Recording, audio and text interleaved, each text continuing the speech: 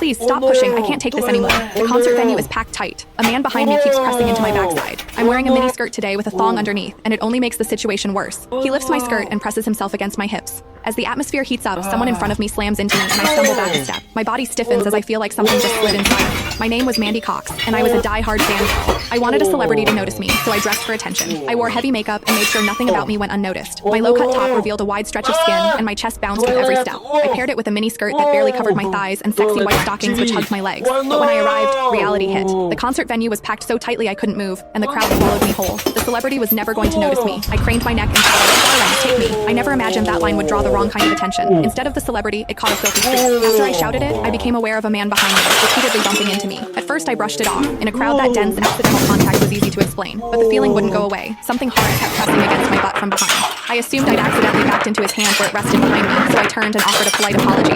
"Sorry, I didn't mean to bump into you." He paused, then flashed a leering smile and said, "It's okay, I don't mind." When I turned back toward the stage, I felt him press against me again, more deliberate than before. I kept my attention on the celebrity on stage and shut him out. The man became increasingly brazen, pulling up my skirt and pressing close against my backside. I had only a thong on underneath, which left my butt exposed. I felt his touch directly against my skin and assumed it was his finger. Only then did I realize something was wrong. The pressure was warm and solid in a way a finger could never be. My mind lurched as the truth hit me. In the 20 years of my life, this was the first time a man had ever molested me. Fear surged through me, sharp and overwhelming, and my body reacted with an instinct to flee. But there was no way to move. The concert floor was packed wall to wall, leaving me stuck where I stood. I drew myself tight, bracing as if tension alone could keep the fear out. As I did, my hips closed around the man's so-called finger, trapping it between my cheeks. An unfamiliar sensation followed, and warmth rose to my face. What confused me was that I didn't recoil from it. There was immediate comfort to it, and against my will, it sparked a faint sense of expectation. The man behind me seemed to take it as a signal. He moved in closer, repeating the motion until the intrusion was unmistakable. I had lived a sheltered life as a college student, and now I was being toyed with by a stranger while surrounded by people. Shame surged within me without warning.